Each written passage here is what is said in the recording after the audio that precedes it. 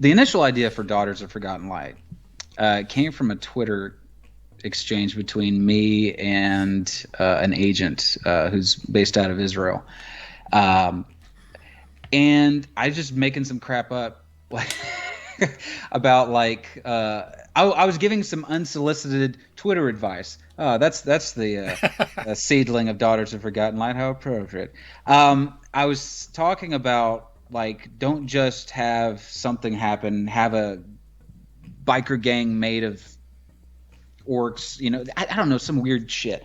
And then an agent said, "Oh, that sounds like a great idea." And I go, "Hey, how about what if it was in space?" Just bullshitting, right? The idea didn't leave me. And it was around the time I was working at a particular fire department, and they made you mow the fucking grass. It was horrible. But at least we had a riding one because this particular station's yard was huge. And so I had a lot of time to just sit there and Forrest Gump and think. And so I kept thinking about it. I didn't have the title in my head. I just kept thinking about all women motorcycle gangs, and then in space. And what would that look like? Would they be on a spaceship? No. And then I don't know. That's how this shit works. At least for me, is that it just kind of like everything just builds off. And does this work? Does this piece fit? It's like building fucked up puzzle. And especially because I pants when I write. I just write, I sit down and go. I've been thinking about it, but I haven't actually like written down any notes or anything. Just because I was such a poor student.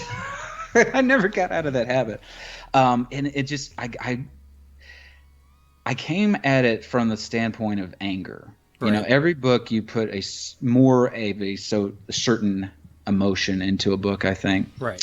Daughters was definitely righteous anger.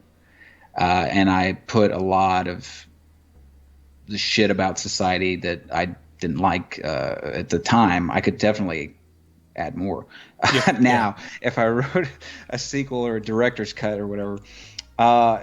And it was all about and honestly, it's actually been kind of a theme in almost every book. The Call of the Void probably more so would be the sibling to Daughters of Forgotten Light. Yeah. And I put a lot of anger into that. And it's very divisive, isn't it, Jay? Have you seen it? It is. There's people who get what I was going for, and the stop, because that's the thing, is that I wanted to use the medium of exploitation films and grindhouse. Yes. That's a genre. That's a genre of film.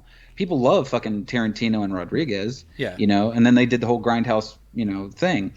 I love that stuff. I remember talking about this in an interview, and so I'll say it again in a different way. But there's a part of our brains that, like, fight, flight, or freeze, and it makes you pay attention. And I think that genre does the same kind of thing, thrills, chills, and people want to see that like trashy shit. Right. You can have someone who's an Ivy League professor, lawyer, they'll go home and watch the fucking Kardashians. You know what I mean? There's no accounting for taste that, like, people like that. It presses a certain button in them. And it could be different things for different people. But I loved that genre and that style. And I wanted to tell a story that used that and kind of flipped it on its head a little bit, and also used certain things in a different way. But some people took it literally, and it's like this is a horror sci-fi satire.